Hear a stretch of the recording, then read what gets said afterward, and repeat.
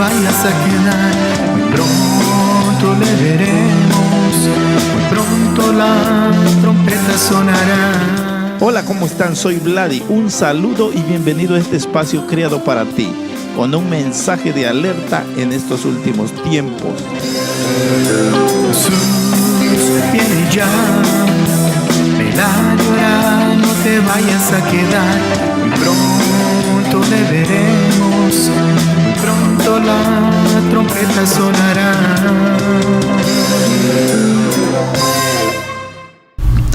Vamos a entrar a la palabra de Dios. Yo les invito a buscar en Génesis capítulo 3. Es el primer libro de la Biblia. De hecho, Génesis quiere decir principio. ¿Ok? O el principio. Génesis 3, 15. Quiero que vayamos a la palabra de Dios a darle lectura solamente a 2 versículos. Vamos a leer el versículo 15 y después leemos el versículo 21. ¿Están listos? Dice la palabra de Dios: y pondré enemistad entre ti y la mujer, y entre tu simiente y la simiente suya. Esta te herirá en la cabeza, y tú le herirás en el calcañar. Y el 21 dice: y Jehová Dios hizo al hombre y a su mujer túnicas de pieles y los vistió. Leo otra vez el 21, dice: y Jehová Dios hizo al hombre y a su mujer túnicas de pieles y los vistió. A partir de el Génesis, tiene aproximadamente unos 5,000 a 6,000 años de que Dios le dio esta palabra a la humanidad. ¿Ok? Yo quiero que estudiemos el tema del evangelio, del cual casi ya no se habla en muchas iglesias.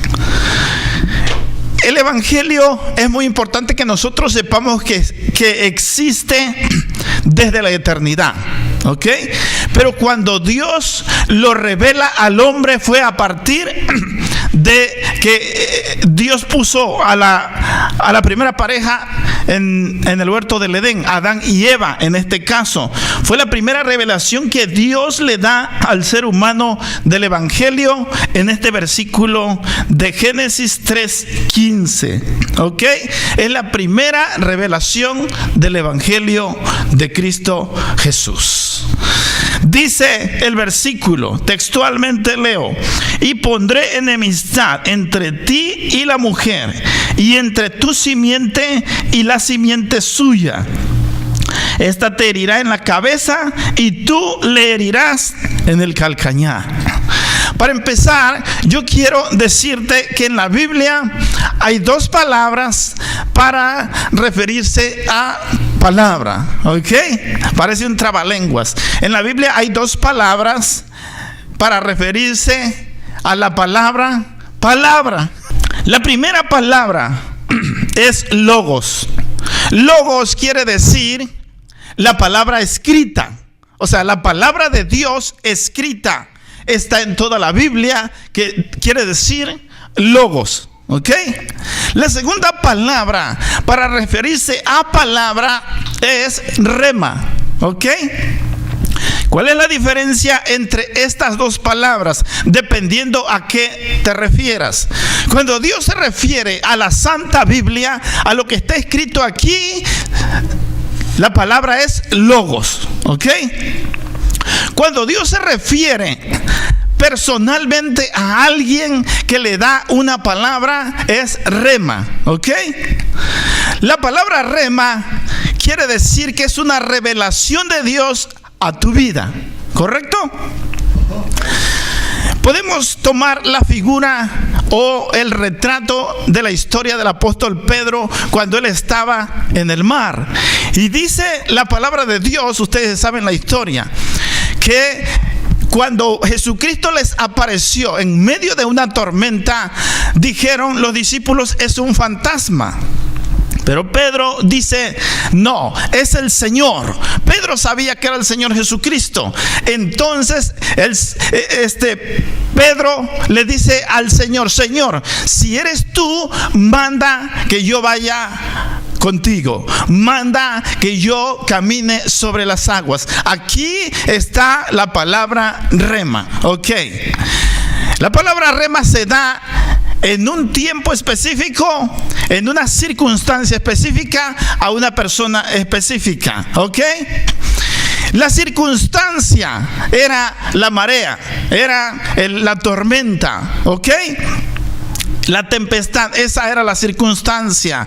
El momento es cuando Jesús está ahí, cuando está presenciando que los discípulos están a punto de ahogarse, de hundirse, ¿ok? Y la palabra específica es ven, a la persona específica que es Pedro, ¿ok? Así que la palabra rema es una palabra específica en un momento específico a una persona específica. Ahí está la palabra rema, y en muchas partes de la palabra lo vamos a encontrar. Cuando Jesús se encuentra con un ciego y le dice, ¿qué quieres que te haga? Entonces el ciego le dice que recobre la vista. El Señor Jesucristo le dice, recobra la vista, sé sano. Recibe la palabra rema. Entonces es una revelación directamente del Señor. El Señor mismo diciéndole, recibe la sanidad, ¿ok? Otra persona se encuentra con el Señor Jesucristo, estaba enfermo y le dice, Señor, si quieres puedes limpiarme. El Señor Jesucristo le dice, claro que quiero, sé limpio, ¿ok? La circunstancia era la enfermedad, la persona era el enfermo, ¿ok? Y la palabra específica para esta persona es sé sano. Así que ahí podemos diferenciar entre la palabra logos, que es la palabra escrita, y la palabra rema, que es la palabra que Dios te revela y es para ti. Y aún Dios mismo en su palabra, a través de la Biblia, Él te puede revelar el rema, ¿ok?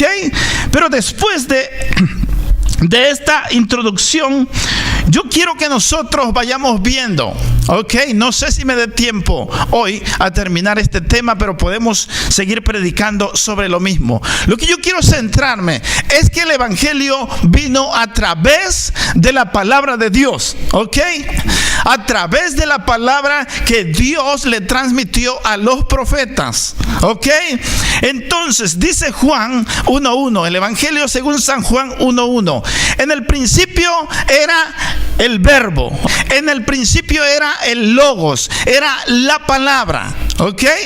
En el principio era la palabra, era el verbo, y el verbo estaba con Dios, ¿ok? Y el verbo era Dios mismo. Es como un juego de palabras, pero mediante nosotros leemos la Biblia lo vamos a ir entendiendo. Resulta que la palabra salió de la boca de Dios, entonces se la dio a los profetas, y salió también esa palabra y se escribió a través de los profetas y de unos 40 hombres que escribieron la Biblia, que Dios se las reveló directamente. Entonces esa palabra vino a tomar forma de hombre. Aquí tenemos que entender que a partir del versículo 15 de Génesis 3, a partir de ahí Dios comienza a tratar con el hombre para darle un mensaje específico, ¿ok? Ese mensaje específico es el Evangelio de Cristo. Hay gente que se mete tanto en problemas con la Biblia y comienzan a discutir la Biblia y comienzan a dudar de la palabra de Dios y se calientan la cabeza y dicen que Dios se contradice, y mucha gente ha tratado de evadir la palabra de Dios, de ridiculizar la palabra de Dios. científicos, ateos, académicos y grandes personalidades han tratado de ridiculizar la palabra de Dios. ¿Ok? Pero la Biblia dice misma: el cielo y la tierra pasarán, pero mi palabra jamás va a pasar. La Biblia es la palabra de Dios. 100% estamos seguros. Todo lo que los científicos han descubierto ya está en la Biblia. Y ellos terminan por decir: y la Biblia tenía razón. Así que no hay nada nuevo, dice Eclesiastés, debajo del sol. ¿Ok? Todo lo que en lo que el hombre se afana es vanidad. En la ciencia, en la sabiduría, en los logros, en el dinero, en el éxito, todo eso es vanidad, dice la palabra de Dios. Pero para seguir adelante, quiero que quede claro que desde el Génesis capítulo 3 versículo 15, Dios anuncia el evangelio. ¿Ok? Dice, otra vez leo: y pondré enemistad entre ti y la mujer, y entre tu simiente y la simiente suya.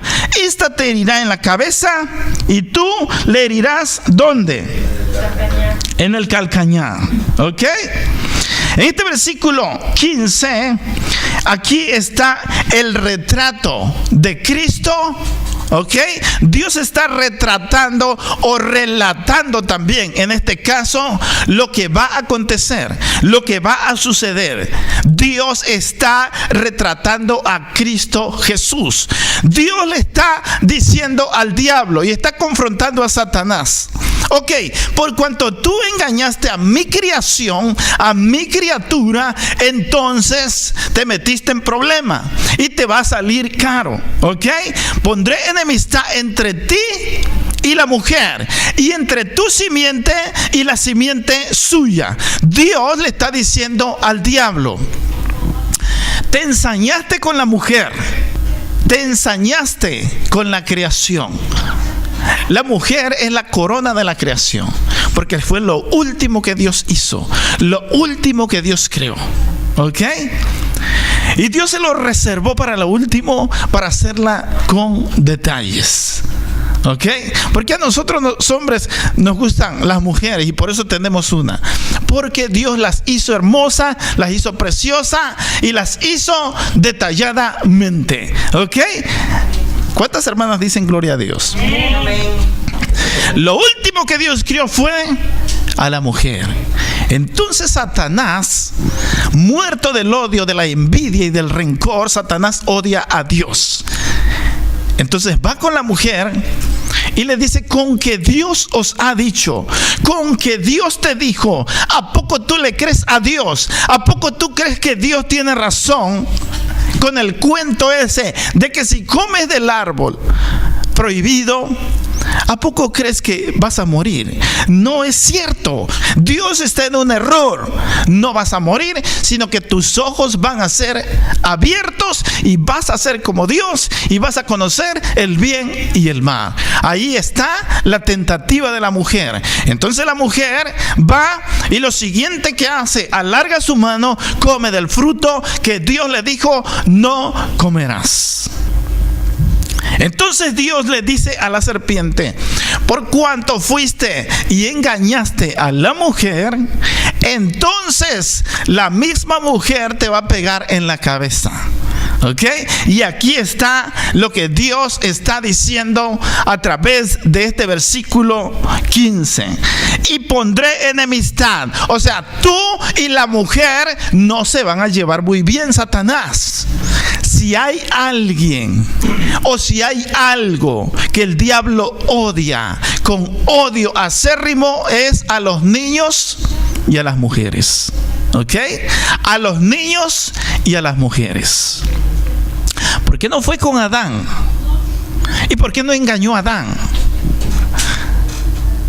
Porque el odio del diablo es contra la mujer y contra los niños. Y está comprobado bíblicamente. Satanás usó a muchas mujeres para hacer caer a grandes personas, a grandes hombres de Dios. Y aún en la actualidad, Satanás hace caer a mucha gente usando a una mujer. ¿Ok? Ahora, el diablo también se ha ensañado contra los niños. Las fiestas que se celebran en Halloween, esto no es un juego, esto no es nada ingenuo.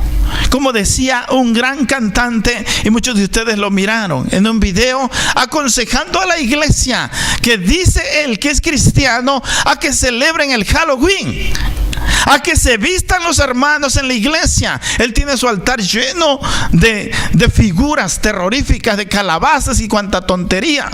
¿Me entiende? Es una fiesta satánica el Halloween. Entonces, en estas festividades, ¿qué es lo que sucede? Mueren muchos niños, secuestran a muchos niños, envenenan los dulces, las golosinas. Así que yo les recomiendo que en la escuela nunca acepten golosinas. Es más, ni vayan a la escuela si celebran Halloween, porque es una fiesta satánica directamente. Así que Satanás siempre ha tratado de destruir a los niños, para que no haya sociedad, para que no haya cristianismo, para que la palabra de Dios no siga creciendo, para que el evangelio no se siga extendiendo. ¿Ok? Entonces encontramos que el diablo se ensaña contra la mujer, pero Dios le dice: ¿sabes qué, Satanás? De la mujer va a salir el que te va a vencer. De la mujer va a nacer aquel que te va a aplastar la cabeza, aquel que te va a destruir. Y en la cruz del Calvario, el Señor Jesucristo aplastó la cabeza de Satanás. Así que este es el primer mensaje que Dios transmite de su palabra o del evangelio de Cristo Jesús. De Génesis hasta nuestros días y hasta el final de Apocalipsis, el evangelio ha perdurado. Muchos ateos y muchos científicos ateos han tratado de ridiculizar el evangelio, de poner mal a Dios, de decir que el evangelio no tiene valor, que eso es para los pobres. Friedrich Nietzsche dijo: el evangelio es para gente ridícula. El evangelio es para gente floja, para gente inepta, para gente mediocre, dijo él. ¿Ok?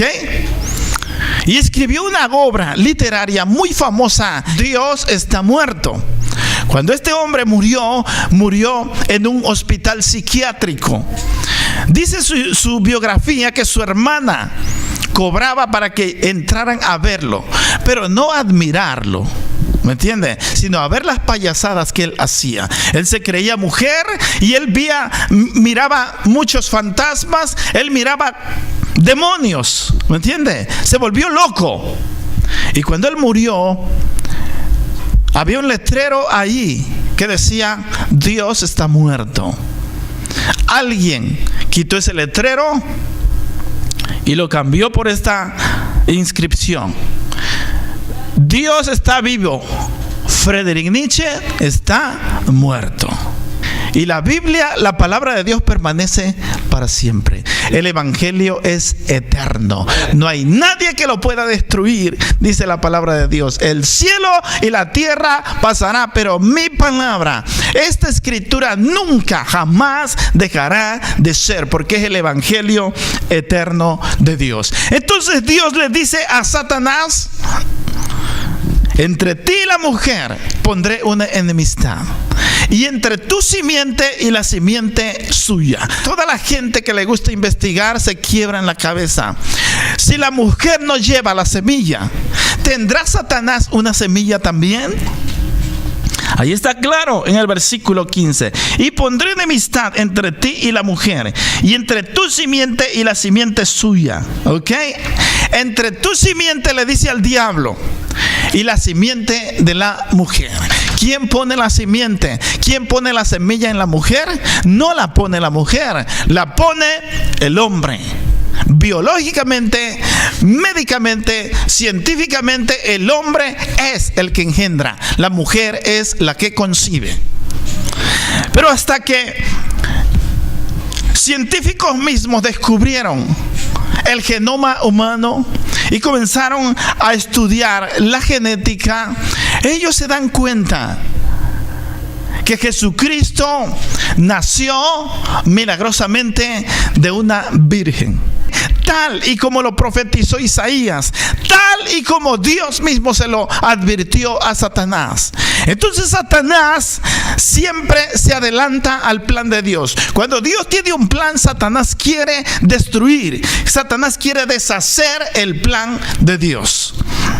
El diablo está tratando de mentirnos y de engañarnos, que todo esto es una farsa. Cuando Dios trajo el primer mensaje al diablo mismo y a la pareja, le dice Jesucristo, ok, te lo voy a decir en mis propias palabras, interpretando este versículo: mi hijo Jesús va a nacer de una virgen y él te va a derrotar. Ok, ahí se está cumpliendo lo que Dios le está diciendo: entre la simiente de la mujer y la simiente tuya, ¿ok? Van a ser de una virgen. Si Jesucristo hubiese sido engendrado, o si María hubiese tenido relaciones con José, Jesucristo hubiese nacido con pecado. Jesucristo hubiese sido una persona común y corriente como nosotros. Pero el Espíritu Santo, claro, le dice a María: el Espíritu vendrá sobre ti y te cubrirá con su sombra. Entonces depositará la semilla en ti, en tu vientre, y tú vas a concebir del Espíritu Santo, no del hombre. Por eso dice la palabra que Jesucristo fue engendrado no de carne, ni de voluntad de varón, ni de voluntad de hombre, sino directamente de Dios, su Padre. Si usted ve en las Escrituras y revisa, jamás va a encontrar que Jesucristo le llamó Padre a José. Siempre le llamó su Padre a nuestro Padre Celestial, para que quede claro que Jesucristo fue engendrado por el Espíritu Santo. Entonces ahí está el primer mensaje de Dios del Evangelio: Jesucristo nace de una virgen, ¿ok? Entonces nació de una mujer como nosotros, pero sin pecado, engendrado por el Espíritu Santo.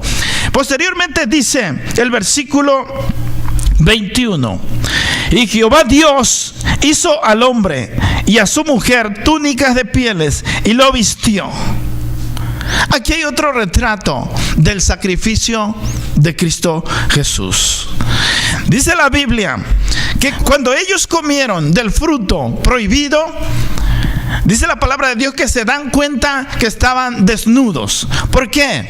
Porque si algo verdadero entre todas las mentiras le dijo el diablo, es que iban a ser abiertos sus ojos, ¿ok? Iban a ser abiertos al conocimiento del mal. Antes de que cayeran en pecado, ellos solamente conocían el bien, ¿ok? A partir de que ellos comen del fruto prohibido, se les abre una puerta a una dimensión diferente, que es el mundo de pecado, a la pecaminosidad, al mal. Entonces, cuando ellos se dan cuenta que están desnudos, obviamente dice que comenzaron a esconderse y cosieron hojas de higuera y se hicieron delantales, se hicieron túnicas con las hojas de la higuera. Cuando Dios los confronta y llega a hablar con ellos, entonces dice la Biblia aquí en el versículo 21: y Jehová Dios hizo al hombre y a su mujer túnicas de pieles y ¿qué? Y los vistió. Para que esas túnicas, para que esa piel llegara hasta el cuerpo de Adán y Eva, tuvo que haber derramamiento de sangre, tuvo que haber un sacrificio.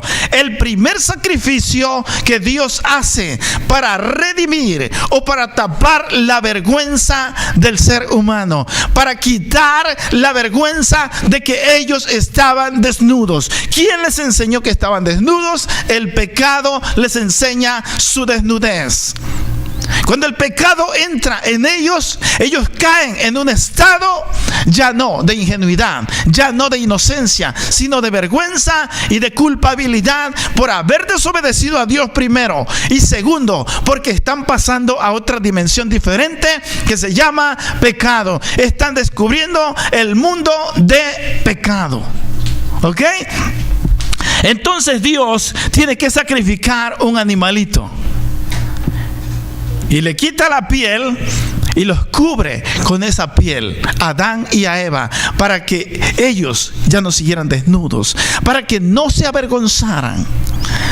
Esta es otra relación con Cristo Jesús. El segundo mensaje que Dios nos transmite en el capítulo 3 de Génesis, en el principio, en el primer libro, en los primeros 3 capítulos, hay una consecuencia del pecado y Dios nos transmite ya el segundo mensaje del sacrificio de Cristo. ¿Cómo murió Cristo? Dice Isaías: como cordero fue llevado al matadero, él enmudeció y no abrió su boca. Y aunque lo estaban maltratando, aunque lo estaban sacrificando, no abrió su boca, enmudeció, porque fue el Cordero de Dios. Jesucristo murió por nuestros pecados. Jesucristo llevó la vergüenza que nosotros teníamos que llevar. Nosotros no merecemos estar aquí. Nosotros no merecíamos vivir. Nosotros no merecíamos el cielo. Nosotros merecíamos el infierno. Ante nuestros pies estaba el infierno eterno, para el castigo eterno de nuestras almas y de nuestro pecado. Pero Jesucristo, dice la Biblia, que tomó nuestro lugar, tomó nuestros expedientes, tomó los papeles que habían contra nosotros, los argumentos de pecado. Jesucristo los clavó en la cruz del Calvario y avergonzó al diablo y le aplastó la cabeza a Satanás y bajó hasta el mismo trono del diablo a quitarle, a arrebatarle el poder al diablo y a la muerte. Así que el Señor dice en su palabra a través del apóstol Pablo: porque para mí el vivir es Cristo y el morir es ganancia. En una ocasión, cuando el apóstol Juan estaba preso, el emperador le dijo: si niegas a tu Cristo, si niegas a tu Jesús, te voy a dar la vida, ¿ok? Y si no, te voy a matar. Juan le respondió y le dice: usted a mí no me puede matar. ¿Cómo no te voy a matar?, le dice el emperador, un emperador sanguinario, amenazando a Juan para que negara a Cristo Jesús. Él dice: usted no me puede matar. ¿Tengo el poder para matarte? No, porque yo ya morí con Cristo hace más de 70 años. Entonces le dice el emperador: ok, te voy a quitar todas tus posesiones, te voy a quitar todo tu dinero y tus bienes. Y le dice: Señor, usted no puede hacer eso. ¿Cómo no? Te voy a embargar tu casa y todo lo que tiene. Usted no puede hacer eso, porque usted es emperador aquí en la tierra, pero usted no puede ir al cielo. Allí está mi riqueza, allí están mis mansiones, allí está mi casa y todo mi tesoro está allí. Así que usted no puede ir allí. Si usted me mata, usted no puede entrar allí. Me hace un favor, este es mi boleto para ir a encontrarme con mi Señor. Así es. El evangelio de Cristo es precioso, es indestructible, es eterna la palabra de Dios. Cristo Jesús murió por nosotros, tomó nuestro lugar, murió en la cruz, derramó su sangre.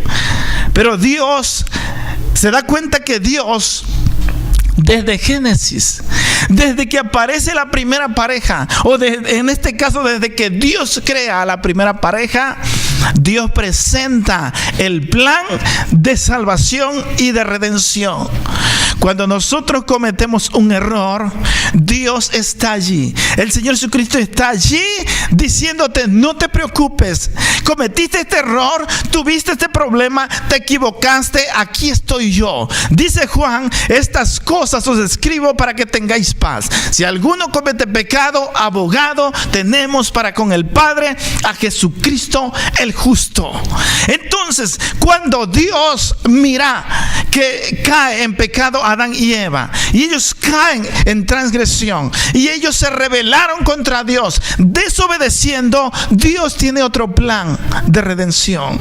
Dios tiene el plan de salvación. Cuando nosotros nos encontramos en problemas, cuando nosotros llegamos y aparentemente topamos con pared y ya el camino se acabó y ya tus recursos se acabaron y ya lo que hay son circunstancias, dardos del diablo, ataques de Satanás, no te preocupes, porque Dios tiene un plan B, porque Dios tiene una solución. El hombre se creyó perdido. La primera pareja, nuestros padres Adán y Eva, se creyeron perdidos totalmente, pero Dios tenía un plan extra, el plan B, el plan de redención. Entonces Dios anuncia a través del versículo 21, voy a traer, este es un cuadro de que mi hijo va a cumplir la profecía del versículo 15. Va a nacer de una virgen, pero va a tener que ser sacrificado. Cuando Jesucristo nació, un profeta estaba esperando la aparición del Mesías. Entonces el ángel le revela a este profeta y le dice: nació el Salvador. Este profeta fue a casa de José y María, lo tomó en sus brazos, declaró bendiciones y le dice a María: María, nació el Hijo de Dios, nació el Verbo de Dios, pero una espada traspasará tu alma. Otra profecía de que el Cordero de Dios iba a ser sacrificado. ¿Qué siente una madre cuando su hijo le pasa algo? ¿Qué siente una madre cuando su hijo se accidentó? ¿Qué siente una madre cuando su hijo tiene problemas? Le duele el alma, le duele su corazón. Aquí está, una espada traspasará tu corazón. Vas a sentir peor que eso cuando estés viendo a tu hijo crucificado en la cruz, siendo torturado, siendo clavado y coronado de espinas, escupido, despreciado y burlado. Jesucristo llevó la peor vergüenza, la que a nosotros nos tocaba, la que a nosotros nos pertenecía. El lugar que a nosotros nos pertenecía lo tomó Jesucristo en la cruz del Calvario. Entonces, comenzando en Génesis capítulo 3, encontramos ya el plan de Dios. Encontramos la solución del Señor. Dios advirtiéndonos y anunciándonos que vendría su Hijo Jesucristo a morir por nuestros pecados. El único mensaje y el único plan de Dios en la palabra, en su palabra, es uno. ¿Ok? No hay dos, no hay tres mensajes, no hay diferentes mensajes como muchos predicadores están distorsionando la esencia de la doctrina del Señor. No hay otro evangelio.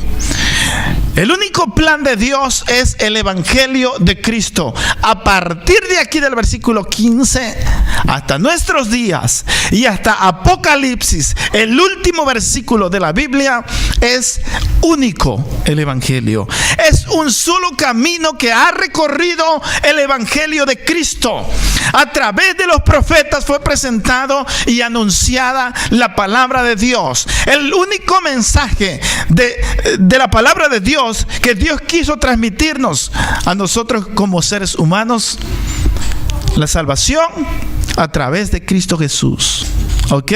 Todo eso está en medio de su evangelio.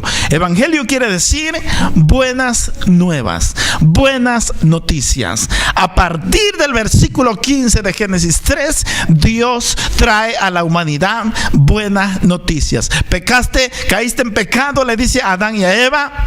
Desobedecieron, cayeron en transgresión, violaron la ley, violaron los mandamientos. No se preocupen, hay un plan B, el plan de salvación. Yo tengo el plan, yo tengo la solución, y a partir de ahí hay un hilo rojo que nos viene conduciendo a través de los años y de la historia humana aquí sobre la tierra, que el mensaje es el mismo. Hay gente que quiere vivir una vida moderna y le preguntas: ¿y por qué vives así? ¿Y por qué tú vas de acuerdo a la moda y al glamour? Oh, no, es que vivimos en otros tiempos. O sea, ellos quieren sujetar el evangelio a su manera. ¿Ok? Y eso no puede ser. El mensaje de Dios sigue siendo el mismo. Nosotros en nuestra dimensión y como humanos podemos decir y expresar: el evangelio, por más antiguo que sea, no cambia. Pero el evangelio no es antiguo, quiero que sepas, porque en la dimensión donde Dios vive no se sujeta a nuestra dimensión. Porque nosotros en nuestra dimensión tenemos tiempo y espacio. En la dimensión donde Dios vive es eternidad.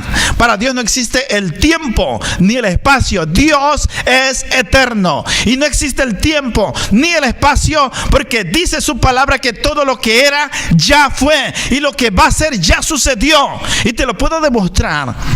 Como Dios le revela a Daniel todo lo que sucedió y lo que va a suceder. Dios ya lo vivió. El futuro para Dios es historia. Lo que a nosotros nos sorprende de un iPhone, de una computadora, de los carros nuevos y de todo lo que está saliendo en la tecnología y los inventos del hombre, a Dios no le sorprende para nada. Dice que ya Él vivió esa época, esa temporada, porque Dios es eterno. Dios es el Dios de ayer, hoy y por todos los siglos, como Dios se le presenta mismo a Abraham. Dios es el Dios de Abraham, Isaac y Jacob. Así que el evangelio no envejece, el evangelio no pasa de moda, el evangelio no debe ser alterado, no debe ser tomado a mi manera. Así lo entiendo yo y así lo voy a vivir. Y si así lo entiendes y así lo vas a vivir, te vas a ir a vivir eternamente, pero al infierno, porque estás violando la palabra de Dios. Gálatas capítulo 1 versículo 8. Ahí está lo que te estoy diciendo y yo no me lo estoy sacando de la manga. Dice Gálatas capítulo 1 versículo 8: cualquiera que venga con un evangelio diferente, sea uno de nosotros o sea un ángel, que sea anatema. ¿Sabe qué quiere decir anatema? Anatema quiere decir maldito.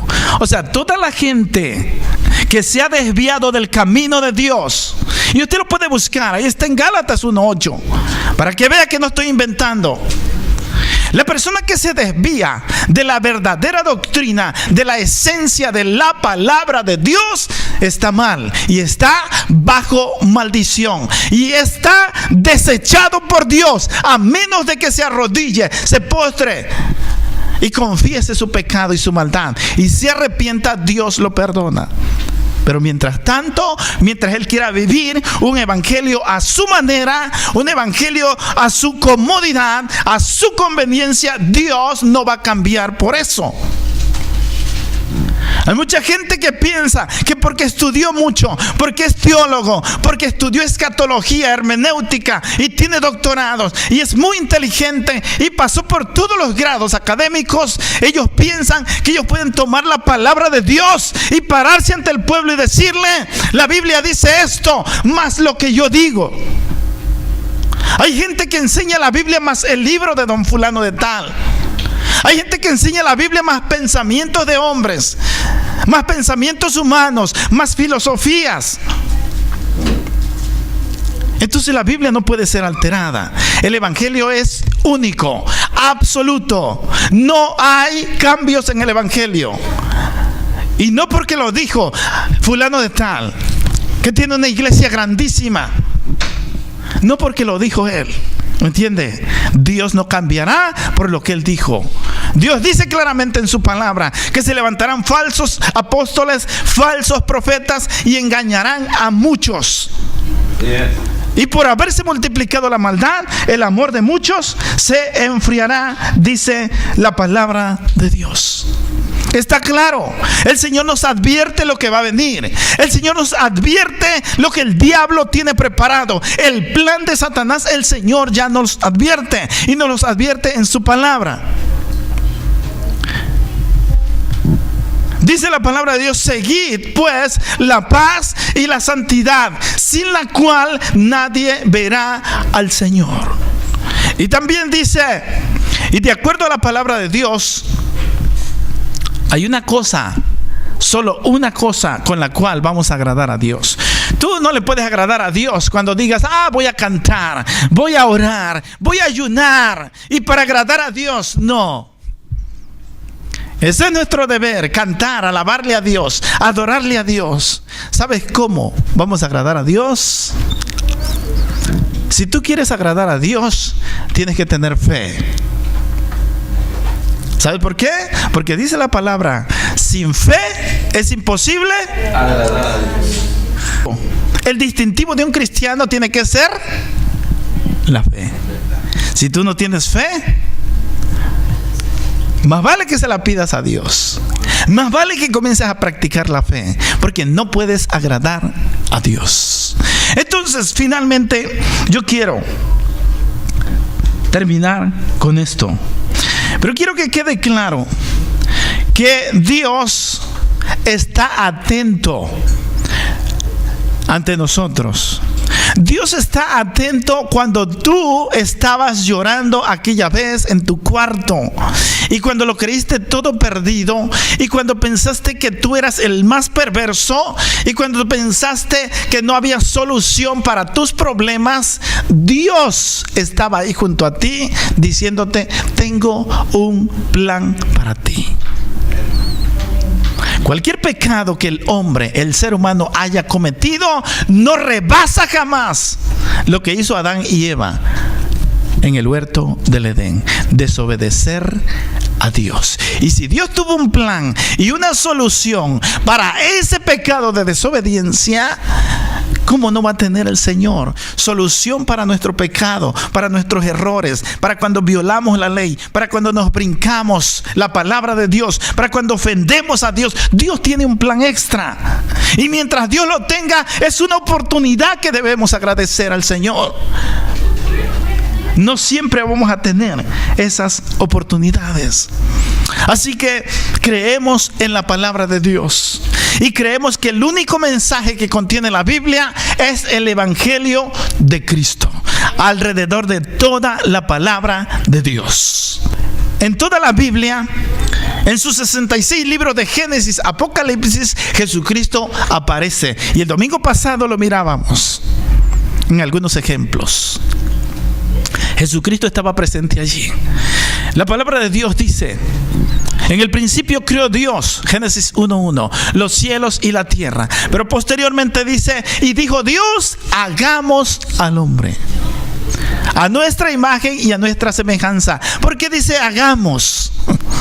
Porque ahí estaba Dios el Padre, Dios el Hijo y el Espíritu Santo creando con Dios.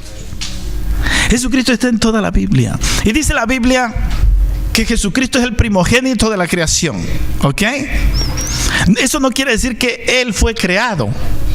Fue el que estaba allí cuando Dios estaba creando. Y por su palabra se sostienen el cielo y la tierra. Isaac Newton le llama la ley de gravedad.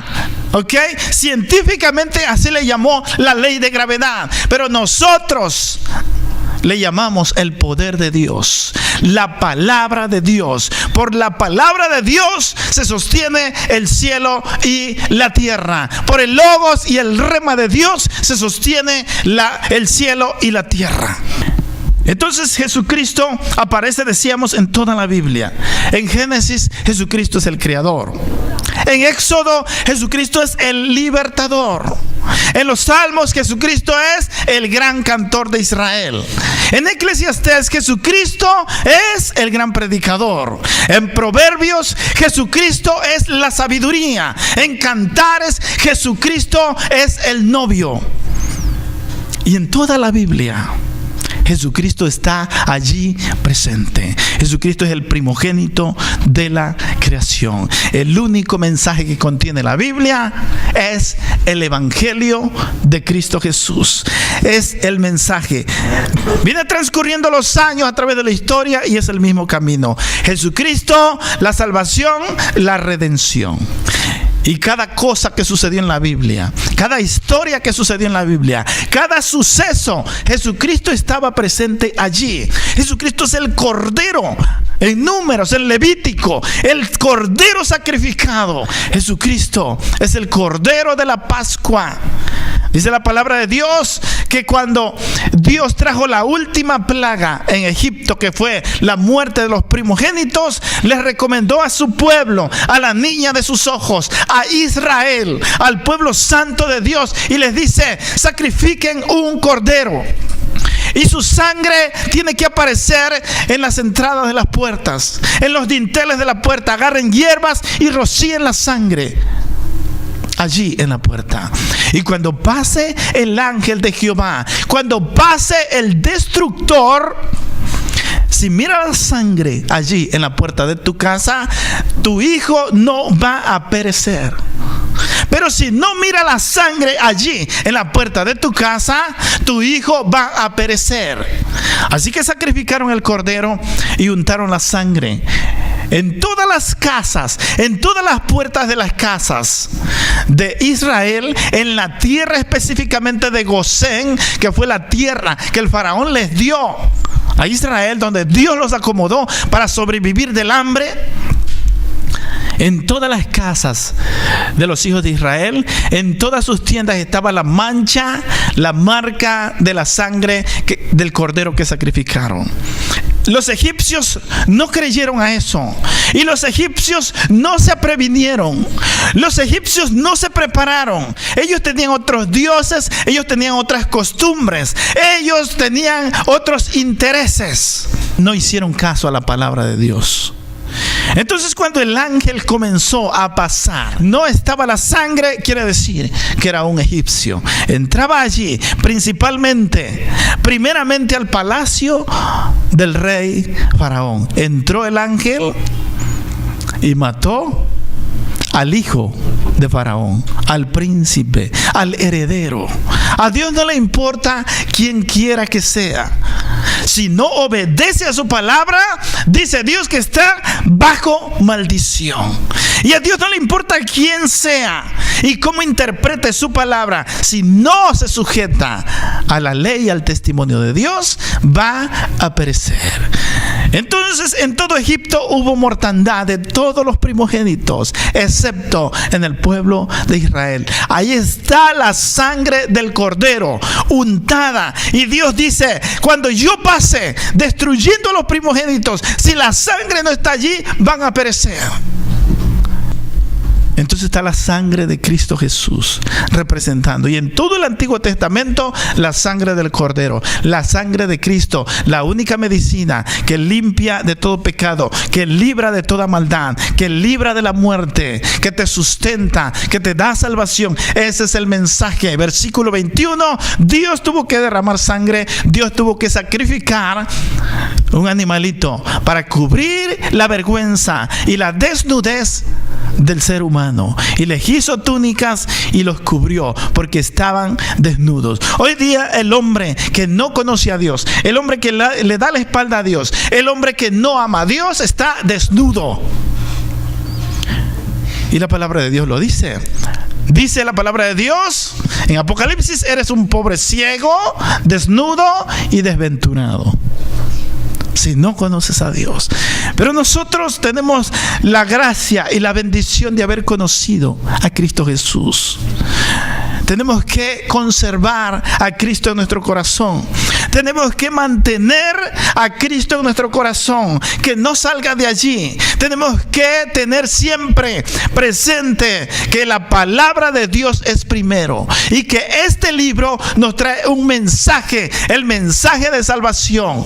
Cristo Jesús viniendo a morir por nosotros en la cruz del Calvario, derramando su sangre, el último sacrificio y el único sacrificio válido para que pueda redimirnos del pecado, para que pueda comprarnos a través de esa sangre, arrebatarnos de las garras del diablo y del pecado y darnos vida eterna. Jesucristo vino a la tierra a decirnos: yo soy el pan de vida. En el cielo, en la casa de mi Padre, hay muchas moradas. Yo vengo a darte este mensaje y me voy a ir, pero cuando regrese, vendré, te voy a llevar a donde yo estoy. Os llevaré a donde yo esté, a mí mismo, para que donde yo estoy, ustedes también estén, para que todo lo que el Padre me ha dado, yo se los entregue también, para que esa herencia del cielo que el Padre me ha dado, se las dé a ustedes. Mira qué tan bueno es el Señor. ¿Cómo comprobamos el amor de Dios? ¿Cómo se cumple en Juan 3:16? ¿Cómo puedes comprobar tú que alguien te ama? Dice Dios: no hay otra manera de comprobarlo, que esa persona ponga su vida por ti. Y no hay nadie que lo haga.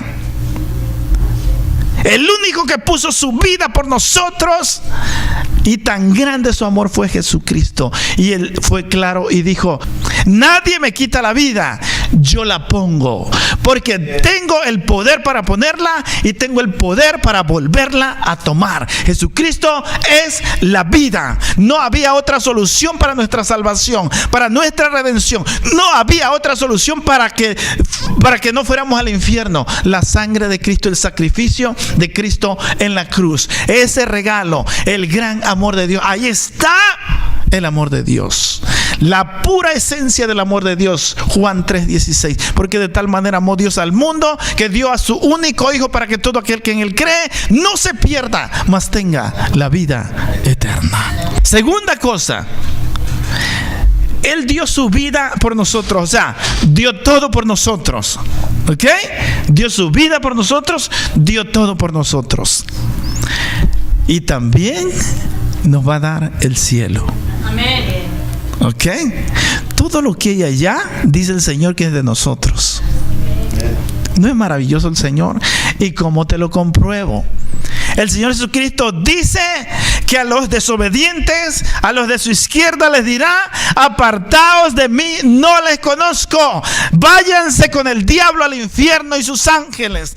Pero a los de su derecha les dirá: venid benditos de mi Padre, heredad el reino de Dios. Heredad, una herencia, un regalo. No sé cuántos de ustedes aquí en México les han dado una herencia y están contentos por eso, aunque sea un pedacito de terreno. Tu papi, tu mami te regaló y estás contento porque es tu herencia y lo conservas, ¿me entiendes?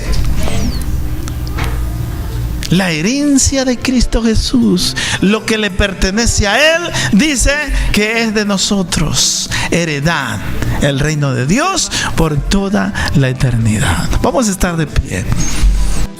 Muy pronto la trompeta sonará. Para más información, búsquenos en www.churchoftheamericasla.com. Muchas gracias por su sintonía, esperando que Dios le bendiga abundantemente. Ven a llorar, no te vayas a quedar. Muy pronto le veremos. Muy pronto la trompeta sonará.